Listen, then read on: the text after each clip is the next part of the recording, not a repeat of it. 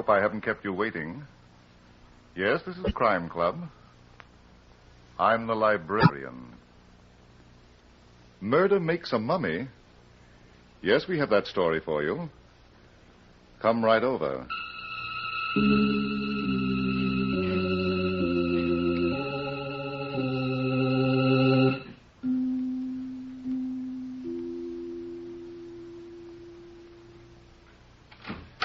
Ah, you're here.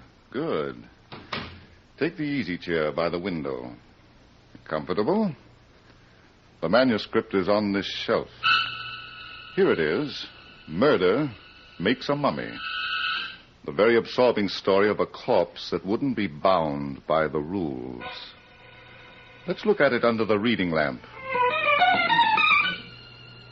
There are some people in this world who just can't be satisfied. One of them was Barney Crawford, son of Chief of Police Crawford. For most young men, that would have been enough. But not Barney. Oh, no. Barney wanted to be an Egyptologist, too. It was early one afternoon, and Barney was feeling very much at home in the Egyptian room of the local museum. He was having a wonderful time, explaining the wonders of a dead civilization to Janice Turner, his fiancée, who, at the moment, was sorry the civilization was not only dead, but buried as well. Great, mysterious Egypt. Cradle of civilization. What accomplishments. The pyramids, mummification, the Sphinx. Oh, it's such a beautiful day. I'll bet there are some people who are really enjoying it. Look, here in this case is the scarab. To you and me, an ordinary beetle. But to the ancient Egyptians, a god who is... It's pretty. Of course. It's solid gold with emerald eyes. Now, that would make a lovely pin on my new dress. Yeah. Let's go on, Janice. There's something in that case over there I want you to see. I'll probably never get over it. Yes, sir. One of the marvels of all time. The mummy. How do you do? Let's read what it says on the card. If you must. This mummy is unknown, but is believed to be the remains of Ra Marduk, the son of Shishak, pharaoh of the 22nd dynasty. My goodness. As expensive as that? 22nd dynasty. Janice, don't you realize that's almost 3,000 years ago? Barney, I'm sure the ancient Egyptians were a great people. Great. They were tremendous. But I never knew they wore rubber heels in those days. Why, they had inventions that... Huh? What did you say? I said, I never knew the Egyptians wore rubber heels. Well, of course they didn't. Whoever said they did. Don't argue with me. I'm just looking at the feet of this mummy, where some of the wrappings have come off. Holy mackerel. That is a rubber heel. Come on, Janice, we better send for my father. This might be a murder.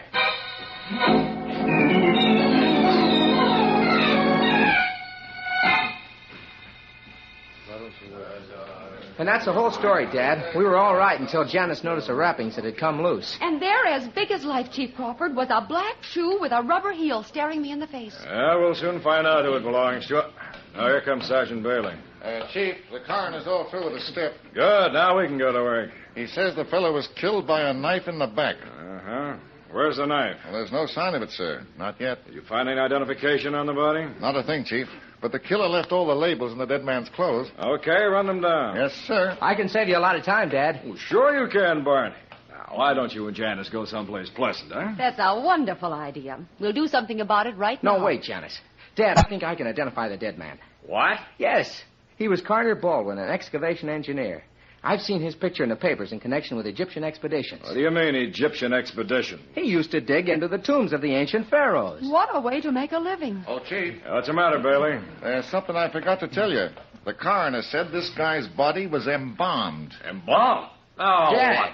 that means the murderer must have embalming facilities. Well, thanks for the tip, son. I could never figured that out for myself. Good heavens, I didn't think it was true, but... Now, what do you want? I'm John Lawrence, the curator of the Egyptian section. My assistant told me the police were here and that the body of a murdered man was... It was, Mr. Lawrence, in this mummy case. But that's impossible. There was a mummy in this case when I received it this morning. This morning, eh? About 6 hours ago. I can't understand it. Where did it come from? From Robert Prentice, the millionaire jeweler. He's one of our most generous benefactors. More than half the exhibits in this room were donated by him. I see.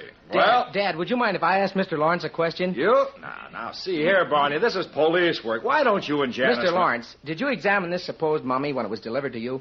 Why, No, but I can explain... Yet you allowed it to be put here for the public to look at. I'm sorry. It was against the rules of the museum. But, gentlemen, I have so many duties. This morning I was unusually busy. With what? We're setting up a new filing system in my office. Please understand, Chief. Mr. Robert Prentice has given us thousands of dollars worth of Egyptian relics. If it had been anyone else... That's no excuse, Lawrence. This is the first time, positively the first time, I've allowed anything like this to happen. Believe me... Yeah. Bailey. Yes, sir. You and the boys stay here till you hear from me. Get this building a thorough going over. Okay, Chief. Where are we going, Dad? Robert Prentice's house. What do you mean, we? Well, this is a subject I know something about, and I thought if you ran into something that was over your head, I might be able to... All right, let's go. Oh, Chief Crawford. Yes, Janice, I suppose you want to trail along, too. Well? Sure, why not? You found a corpse. Come on. We'll make this a family affair.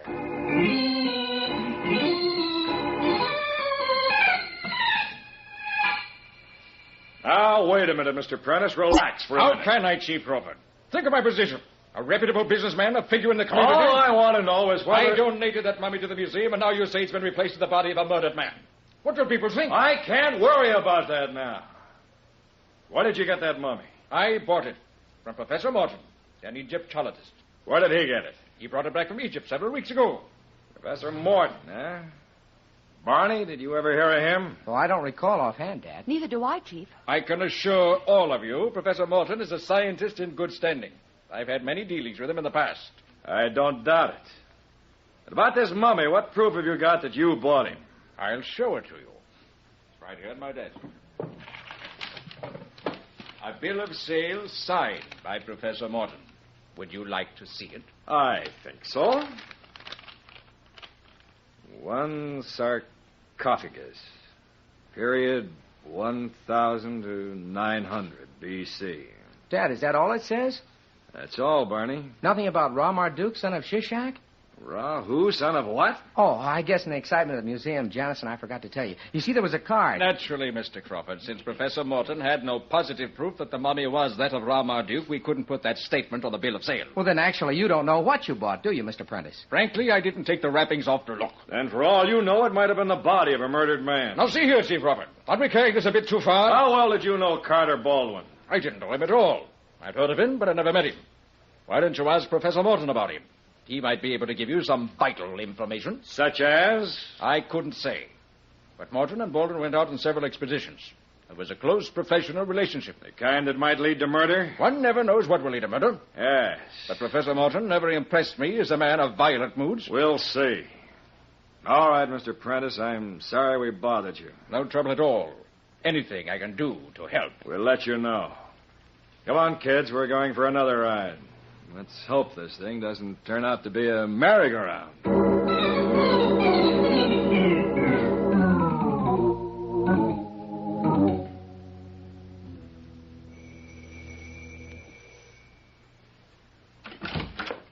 Professor Morton? Yes? I'm Chief of Police Crawford.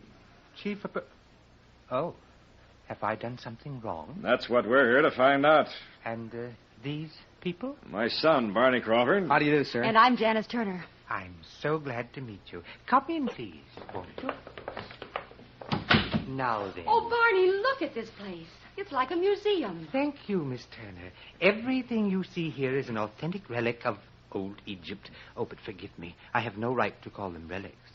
They are living things. This vase, for example, once adorned the palace of Cheops, Pharaoh of the 4th dynasty, one of the builders of the Great Pyramids. It's beautiful. And this solid bronze bench. Oh, when you two get through with your tour of inspection, I'd like to ask you a few questions, Professor, if you won't mind. Oh, yes. I'm very sorry. What can I do for you? Tell me about the mummy you sold to Robert Prentice, the jeweler. A fine specimen. And Mr. Prentice is a fine gentleman. Why didn't you want to certify the mummy belonged to Ra Marduk? Ra Marduk? Who was he? Well, he was a... Yeah, you tell him, Barney. Well, Ra Marduk was the son of Shishak, pharaoh of the 22nd dynasty. Oh, yes, I know Shishak intimately. But Ra Marduk... Now, see here, Morton. You told Prentice the mummy might be Ra Marduk's. Did I? Professor Morton, did you or did you not sell a sarcophagus to Robert Prentice a few weeks ago? Of course it was my latest acquisition. With the body of Carter Baldwin in it? Carter Baldwin? Oh, now don't tell me you don't remember him either. I wasn't going to, Chief. Carter and I were... Or what? Well, we were associates. And you didn't like him, did you? He was the worldly type, not very likable. You don't kill people for that, Professor. Was he murdered? Yes, he was. Oh, Barney. Chief. What is it, Janice? Look what I found. The most wonderful collection of daggers. Daggers, did you say? Where? On this table. Look at them. As sharp as razors. Well, I'm really proud of this collection, Chief. It's the rarest in the world. Why, some of these daggers have been traced back... save the lecture, Morton. I'm taking them all down to headquarters. Oh, but you can't. They're priceless, irreplaceable. We'll take good care of them. Oh, dear, this modern world. Why must you take them away? Well, one of them might have bloodstains on it that don't go back 3,000 years. Let's go, kids.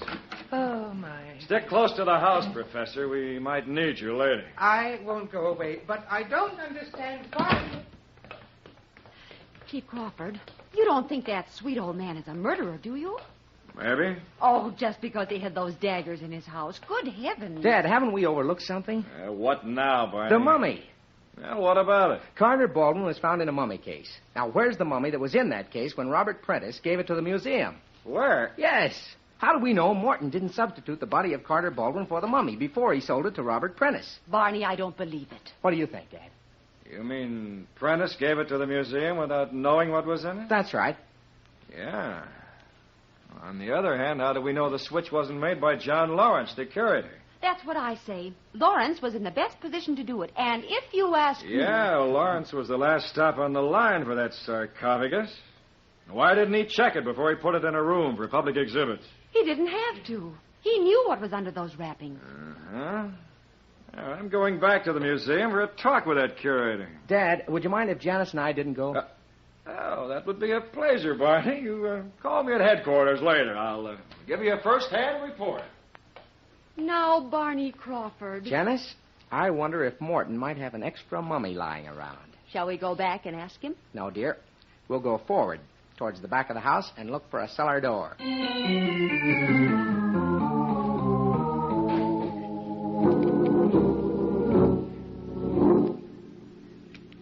Say when, Barney, if you need another hairpin. No, thanks. This'll do. I still think we're going about this the wrong way. Be patient, Janice. I'll have this door open in a minute. That's not what I'm talking about. Now, instead of looking for a mummy, we should be looking for a motive. I told you that comes later. But a motive, dear, usually points to a murderer. Oh, a dozen people can have motives. Here goes the lock. Now to open this door without making too much noise. So far, so good. Let's get down those steps. Now, you go first. I'll close the door after me. Oh, where are you? It's pitch black in here. Wait a minute. I'll get my cigarette lighter. How's that? It gives light, but very little comfort. Here, take my arm. We've got a lot of exploring to do. Ooh, this is the eeriest cellar I've ever seen. Just walls and corridors. Pretty queer for a private house. Well, we've got no right to expect anything else. Professor Morton is an Egyptologist. There's an open door, Janice. Let's see what's in that room. But that doesn't make him a murderer. Why, that sweet old man must cry every time he accidentally steps on a bug. Oh! Barney! What's the matter? Look, those animals all over the room. Oh, those. They won't bite you. They're only bronze figures. There's some cats. There's a bull. Over there on the shelf, some pumpkins. That bull's the fiercest looking thing I ever saw. And in this light... Barney, what's the idea of the menagerie? Well, the ancient Egyptians worshipped these animals as gods. They must be priceless. I wish they were somewhere else. Here's what I'm looking for. What? All those mummy cases. One of them might contain... Wait a minute. Barney, why did it blow out the light? Listen.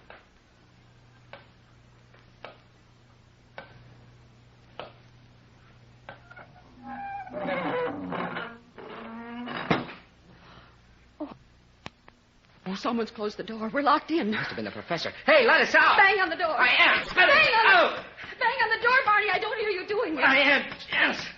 Oh, I'm afraid it's useless. What do you mean? Well, the door's made of solid stone.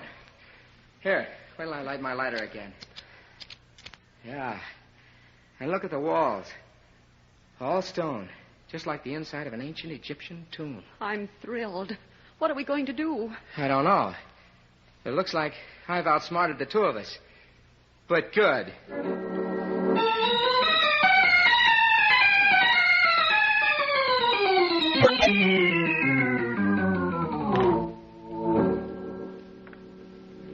Barney, how much longer are you going to open and close mummy cases? This is the last one, Janice. Well, no mummy. Thank heavens.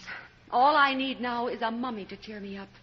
You know, your father should have arrested that Professor Morton. Oh, have you changed your mind about him? Barney, what do you think he'll do with us? I don't know. After we're dead, do you think he'll embalm us and sell us to the museum as mummies? What a thought. Did you say embalm? Yes, but I'd rather forget it. That's it, Janice. If Morton killed Carter Baldwin and wrapped up his body as a mummy, then he must have embalmed him. And if he did... Don't tell me you're going to start hunting for the embalming apparatus. Oh, Barney, not but Janice, now. I'm sure it'll be around I here. want to get out of here. Barney, if we don't find a way out, then I promise you I'll go out of my mind. Now, please, dear, take it How easy. can I with all these animals surrounding me? They're only bronze figures, darling. And that bull standing there in the middle of the floor and staring at me. Just staring at me. I'd like to poke my fingers into his eyes. Oh, look, honey, please, will you And listen? I will. What? What was that? I don't know. I'm afraid to look. Janice, you darling. You touched the spring in the bull's eye, and the wall opened. Does that mean we're free? It means something. Let's see.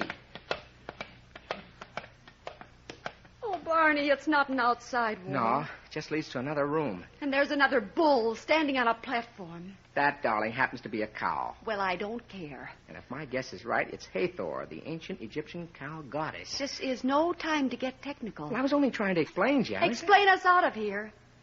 Is this room a solid vault, too? Seems to be. And it's outfitted like an ancient sacrificial chamber. Sacrificial? Oh, Barney. Janice, come on. What are you going to do? Walk us through a solid wall? I'm going to poke my fingers into the cow's eyes. Maybe the same magic will work twice. Oh, sure. Just like in the movies. Barney. It's open. Let's not stop to admire the scenery. Oh, I never thought a hole in the wall would be so beautiful. Say, there's a flight of steps. Yes, up to the professor's living quarters. Dear Professor, how I'd love to wrap him up. All right, but take it easy. We may have to take him by surprise. Nothing would give me greater pleasure. Yes. And I hope we scare the pyramids out of him. We'll have to be very careful now. You think he might have a gun? Maybe. Is he there? I don't see him. Let's not get frisky. He might be in one of the other rooms. Oh. What's that? Only the telephone. Let's get outside, Janice. The professor should be coming in here to answer it.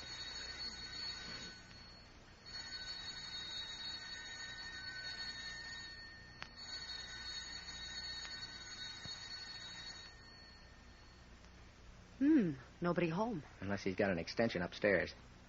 Come on, I'm going to pick up the receiver and listen. Nobody on the line. Professor's out. He's run away. Yes. Well, I better call Dad at headquarters and tell him about it. And while you're giving him an earful, tell him how that sweet old man locked us in an airtight vault and left us to suffocate. I'll give him a full report. Hello, police headquarters? Chief Crawford, please. This is his son. Oh? Yeah, I'll try in there. Thank you. Goodbye. Well? Dad's still at the museum. Then that's where we're going. I want to tell him about Morton right away before that murderer has a chance to go too far.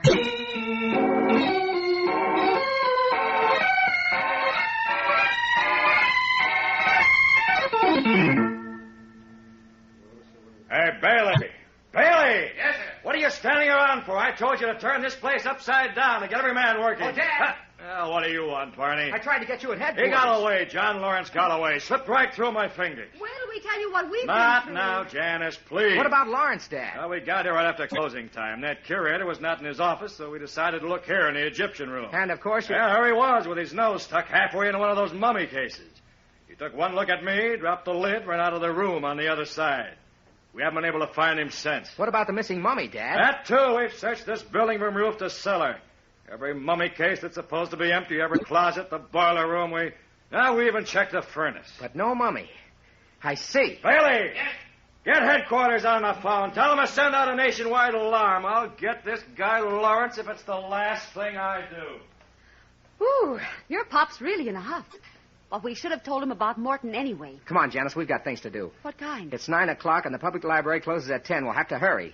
What are we going to do at the public library? What are we going to do? Some reading, of course.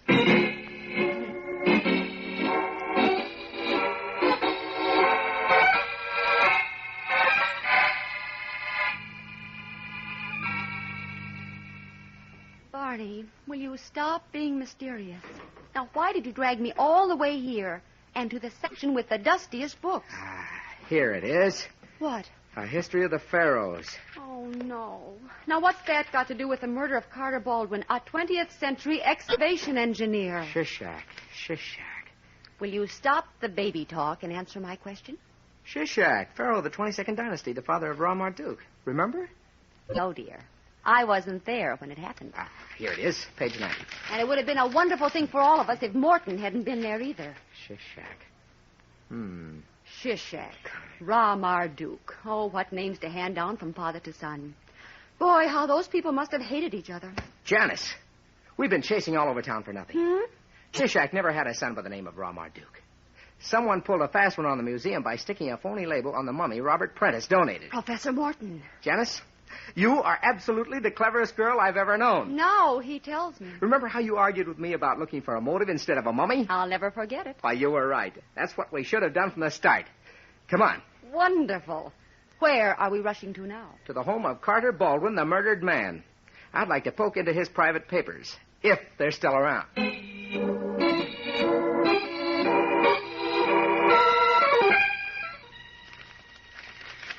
Well, Barney, what goes? Not a thing, Janice. I've gone through every paper on this desk.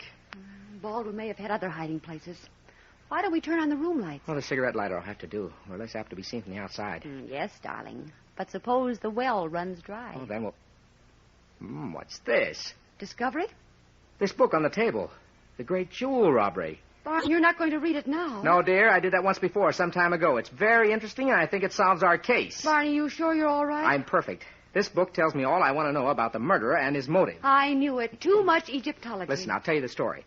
It's about a band of thieves that became very rich, plundering the tombs of the Egyptian pharaohs.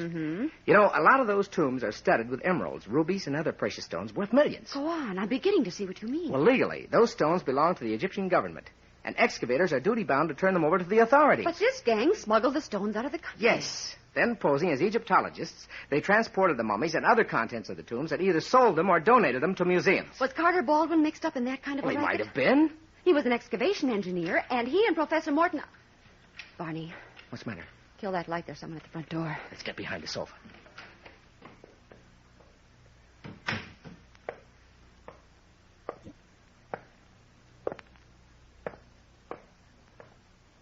Stand as you are. What? Don't turn around. And don't turn off that flashlight or we'll shoot. I see here. Put your hands over your head. That's a good boy. Keep him covered, boys. I'm going to frisk him. Yeah, just as I thought. A gun. All right, Janice, you can put the room lights on. Janice. Just keep facing that wall. I'll tell you when to turn around. Now, Why, it's Robert Prentice. surprised, honey? Well, aren't you? Not anymore. Well, Prentice? I've nothing to say to you, Mr. Crawford. Oh, come on now. Let's not be coy. What did you expect to find in Carter Baldwin's wall safe? I said I have nothing whatever. Evidence, wasn't it? Evidence that you and Baldwin were robbing the tombs of the Egyptian pharaohs. Don't be It's ridiculous. quite a racket, wasn't it? Baldwin explored and plundered, and you, Prentice, the fashionable jeweler, sold the precious stones to innocent purchasers. Why did you kill him? You accusing me of murder? Why not? It's the truth, isn't it? I should say it isn't, young man, and if you want more careful of what you say to Now me, look I'll... here, Prentice. It's the end of the line. Would you like me to tell you what mistakes you made? Mistakes? Number one, showing my father that bill of sale for a sarcophagus. I bought it. A legal transaction. Number two, telling the museum the mummy might have been that of Ra-Marduk, son of Shishak. Professor Morton gave me that information. Without putting it on the bill of sale? I didn't want his assumptions. I wanted facts. And he gave them to you. But he said nothing about Ra-Marduk because he knew that Shishak had no son by that name. Then he lied to me. I bought that mummy in good faith. You're so eager to find a murderer that I suggested... There's still a third mistake. You told my father that you'd never met Carter Baldwin.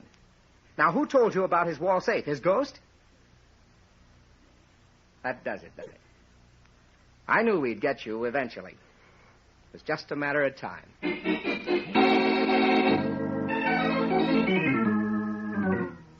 Well, Janice, Prentice just made a full confession to Dad. Is it worth listening to, Barney? Well, that depends on if you care. Baldwin was going to cut Prentice out of the racket, so Prentice killed him. And had him embalmed. Who did that, Barney? An undertaker's assistant. The fellow's answering a lot of Dad's questions right now. But, Barney, why did Morton lock us in that vault? Well, he didn't know we were there. He went out of the house and simply closed the door to his storeroom, and we just happened to be in it, that's all. And it would have been that's all for both of us if I hadn't made a bullseye. Or if I hadn't made a cow's eye. I'm going to ignore that, Barney. But what about John Lawrence, the curator? Well, I knew he was innocent the minute Dad told me what Lawrence was doing in the Egyptian room. He was looking into a mummy case, wasn't he? Yes, and obviously he was looking for the missing mummy.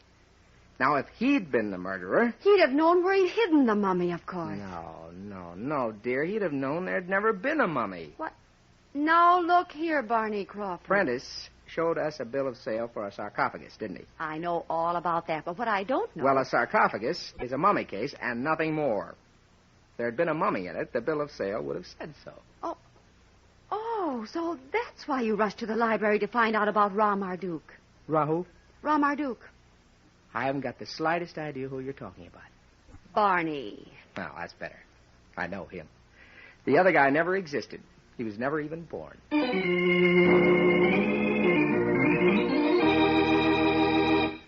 And so closes tonight's story, Murder Makes a Mummy. Stedman Coles wrote the radio script. Jock McGregor produced and directed for Roger Bauer. Tonight's cast included Lawson Zerby as Barney Crawford, Jane Harvin as Janice Turner, Al Hodge was Chief Crawford, Lon Clark was Robert Prentice, and Ted Osborne played Professor Morton. Oh, I beg your pardon. Hello, I hope I haven't kept you waiting. Yes, this is the Crime Club. I'm the librarian. Yes, come over a week from tonight. Good. We have a very exciting story of a vacancy that was filled by death. It's called Murder Rents a Room by Sarah Elizabeth Mason. In the meantime? Well, in the meantime, there is a new Crime Club book available this week and every week at bookstores everywhere. Yes, it's available now. Fine. And we'll look for you next week.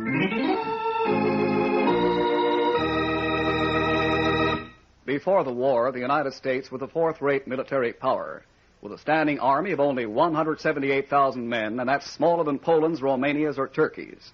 But the United States emerged from World War II in a position of world leadership, with all the many attendant responsibilities. In order to maintain the peace and build for future security, the Congress has authorized the building of the largest peacetime army in our history, an all-volunteer army of over 1 million men. Today's regular army is one of the greatest scientific research organizations in the world.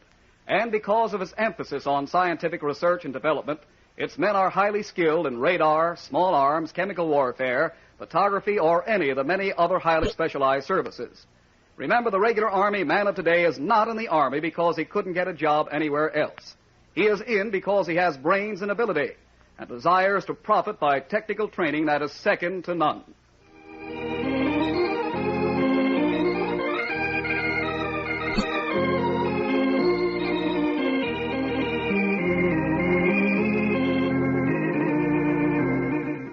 This program came from New York. This is the Mutual Broadcasting System.